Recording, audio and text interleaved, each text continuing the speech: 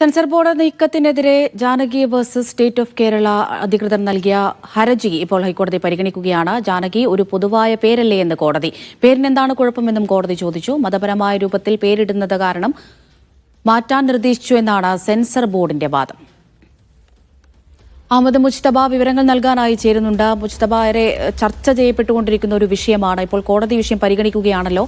എന്തൊക്കെ ചോദ്യങ്ങൾ കോടതി ഉന്നയിക്കുന്നുണ്ട്? അല്പസമയം മുമ്പാണ് ജസ്റ്റിസ് എൻ നഗരേഷ് അധ്യക്ഷനായ സിംഗിൾ ബെഞ്ച് ഈ വിഷയം തിങ്കളാഴ്ച പരിഗണിക്കാൻ വേണ്ടി വീണ്ടും മാറ്റിയിരിക്കുന്നത്. പ്രധാനപ്പെട്ട ചില വാദങ്ങൾ സെൻസർ ബോർഡ് കോടതിയിൽ ഉന്നയിച്ചു. നേരത്തെ തന്നെ ജാനകി എന്ന പേര് മാറ്റാൻ നിർദ്ദേശം നൽകിയിരുന്നു എന്നാണ് സെൻസർ ബോർഡ് കോടതിയെ അറിയിച്ചത്. പ്രത്യേകിച്ച് സിനിമയുടെ ചിത്രീകരണവുമായി ബന്ധപ്പെട്ട മാർഗനിർദ്ദേശങ്ങൾക്ക് വിരുദ്ധമാണ് ഈ ചിത്രത്തിന്റെ പേര്. അതിൽ പല സ്ഥലത്ത് ഉപയോഗിച്ചിരിക്കുന്ന വാക്കുകൾ ഉൾപ്പെടെ അത് മാർഗനിർദ്ദേശങ്ങൾക്ക് വിരുദ്ധമാണ്. ഒപ്പം തന്നെ ചില പ്രശ്നങ്ങൾ, സ്ത്രീകളുമായി ബന്ധപ്പെട്ട ചില പ്രശ്നങ്ങൾ കൂടി ഇതിനകത്തുണ്ട്. മതപരമായ പേരുമായി ബന്ധപ്പെട്ട വിഷയം ചൂണ്ടിക്കാട്ടി ഒപ്പം തന്നെ സ്ത്രീകളുമായി ബന്ധപ്പെട്ട ചില വിഷയങ്ങൾ കൂടി ഉണ്ട് എന്നാണ് സെൻസർ ബോർഡ് ഉന്നയിച്ചത്. അപ്പോഴാണ് കോടതി ചില കാര്യങ്ങൾ കൂടി ചോദിക്കുന്നത്. അതായത് അങ്ങനെയെങ്കിൽ ഈ പേര് ഗീത എന്നും ജാനകി എന്നും ഒക്കെ ഉള്ളത് സമൂഹത്തിൽ സാധാരണഗതിയിൽ ഉപയോഗിക്കുന്ന പൊതുവായ പേരാണ്.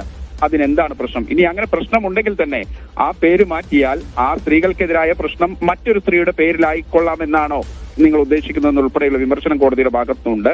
അതൊപ്പം തന്നെ ഇവർ ഉന്നയിച്ചത് 16 വയസ്സിൽ താഴെയുള്ള കുട്ടികൾക്ക് സിനിമ കാണുന്നതിന് വിലക്കുണ്ട് എന്ന് സെൻസർ ബോർഡ് ചൂണ്ടിക്കാണിക്കുന്നു. അപ്പോഴാണ് കോടതി ചോദിച്ചത്, അങ്ങനെ സെൻസർ ബോർഡിന് അങ്ങനെ ഒരു പ്രശ്നമുണ്ടെങ്കിൽ അതനുസരിച്ചുള്ള സർട്ടിഫിക്കറ്റ് നൽകാമല്ലോ, എന്തിനാണ് കാരണം കാണിക്കൽ നോട്ടീസ് ഉൾപ്പെടെ തടഞ്ഞു വെച്ച് ഇതിങ്ങനെ പ്രതിസന്ധി ഉണ്ടാക്കുന്നത് ഉൾപ്പെടെയുള്ള കാര്യങ്ങളാണ് കോടതി ചോദിക്കുന്നത്. എന്തായാലും ഈ വിഷയത്തിൽ തിങ്കളാഴ്ച കൃത്യമായി തന്നെ സെൻസർ ബോർഡ് തീരുമാനം എന്താണ്, ഇന്നലെ റിവൈസിംഗ് കമ്മിറ്റി സിനിമ കണ്ടിട്ട് എടുത്ത തീരുമാനം, ആ തീരുമാനത്തിന്റെ പകർപ്പ് കോടതിയിൽ ഹാജരാക്കണം.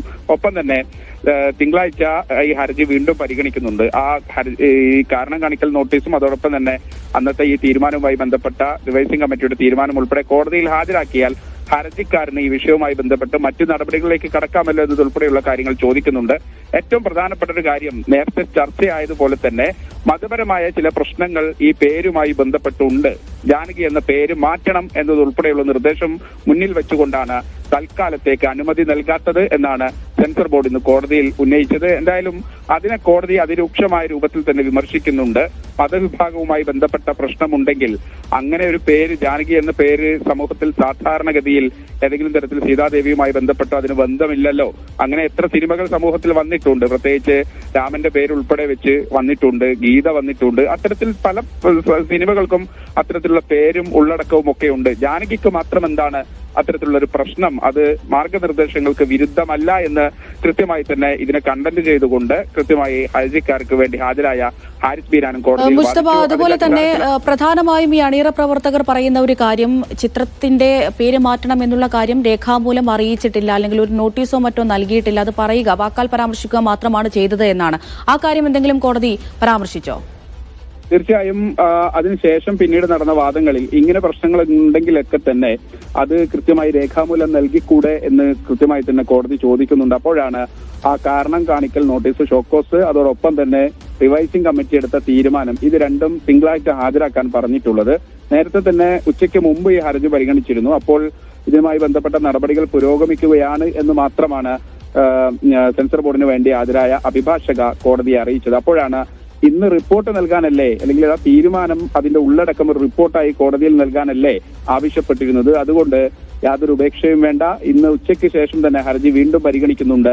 അപ്പോൾ വീണ്ടും അത് ഹാജരാക്കണമെന്ന് കോടതി കർശനമായൊരു നിർദ്ദേശം നൽകിയത്. അതിനുശേഷമാണ് 1:45 വീണ്ടും ഹർജി പരിഗണിച്ചത്. ആ സാഹചര്യത്തിലാണ് 2-3 പ്രധാനപ്പെട്ട നിർദ്ദേശങ്ങൾ കോടതിയുടെ ഭാഗത്തുനിന്നുണ്ടായത്. ചില നിരീക്ഷണങ്ങൾ കൂടിയുണ്ട്. ഒന്ന്, ഈ പേരിന് മതപരമായ ഏതെങ്കിലും സാമ്യമുണ്ട് എന്നത് അംഗീകരിക്കാൻ കഴിയില്ല. പ്രത്യേകിച്ച് ഈ സമൂഹത്തിൽ നിരവധിയായ പേര്, ഇത്തരത്തിലുള്ള പേര് സിനിമകളിലൊക്കെ ഉപയോഗിക്കാറുണ്ട്, അതൊരു സാധാരണമാണ്.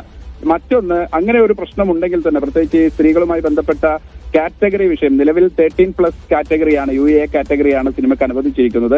അങ്ങനെ ഒരു പ്രശ്നം ഉണ്ടെങ്കിൽ തന്നെ അത് ആ രൂപത്തിൽ, പ്രത്യേകിച്ച് 16 വയസ്സിന് താഴെ കാണാൻ കഴിയില്ലെങ്കിൽ 16 കാറ്റഗറി എന്നുള്ള രൂപത്തിൽ അങ്ങനെ ഒരു സെൻസറിംഗ് സർട്ടിഫിക്കറ്റ് നൽകിക്കൂടെ എന്നതുൾപ്പെടെയുള്ള കാര്യങ്ങൾ ചോദിക്കുന്നുണ്ട്. അപ്പോഴാണ് ഇവർ കോടതിയിൽ അറിയിച്ചത്, സിനിമയ്ക്ക് ഈ അനുമതി നൽകുന്നതിന് മുമ്പോടിയായി സമർപ്പിച്ച ടീസറിന് ഇതേ പേരിൽ ഇതേ ഉള്ളടക്കത്തിൽ നേരത്തെ തന്നെ ഇവിടുത്തെ കമ്മിറ്റി, സെൻസറിംഗ് കമ്മിറ്റി കണ്ട് അത് അപ്രൂവ് ചെയ്ത് തിയേറ്ററുകളിൽ ഓടിക്കൊണ്ടിരിക്കുകയാണ്. അതെ, അതൊരു പ്രധാനപ്പെട്ട കാര്യമാണ്. നേരത്തെ തന്നെ ഇത്തരത്തിൽ പേര് മാറ്റണമെന്ന് പറഞ്ഞിരുന്നു എങ്കിൽ ടീസർ ഉൾപ്പെടെ നമ്മൾ കാണുന്നുണ്ട്. അപ്പോൾ ടീസറിന് എന്തുകൊണ്ട് അംഗീകാരം നൽകി എന്നുള്ളൊരു ചോദ്യം കൂടി നിലനിൽക്കുന്നുണ്ടല്ലോ മുസ്തഫ. തീർച്ചയായും അത് ഈ ഹർജിക്കാർക്ക് വേണ്ടി ഹാജരായ അഭിഭാഷകൻ കോടതിയിൽ ഉന്നയിച്ചു. പക്ഷെ കോടതി പറഞ്ഞത് അതൊരു ഷോർട്ട് ഫിലിം ഫോമാണ്. പക്ഷെ സിനിമ എന്നുള്ള രൂപത്തിൽ വരുമ്പോഴാണ് ഈ വിഷയം ഇപ്പോൾ പരിഗണിക്കപ്പെടേണ്ടത് എന്നതുൾപ്പെടെയുള്ള കാര്യങ്ങൾ മുന്നോട്ട് വെച്ചു. നേരത്തെ തന്നെ അഭിഭാഷകൻ ഈ കാര്യം ആദ്യഘട്ടത്തിൽ തന്നെ സമാനമായ പേരിൽ സമാനമായ കണ്ടന്റിൽ ഇത് ടീസറായി അപ്രൂവ് ചെയ്തിട്ടുണ്ട്.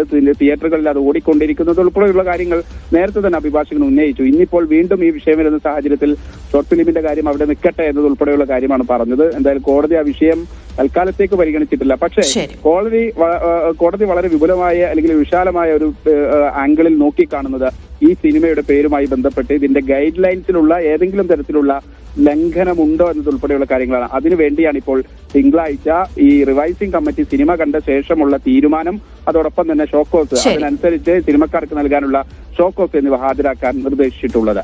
അമൃത. അഹമ്മദ് മുജ്തബയാണ് വിവരങ്ങൾ നൽകിയത്.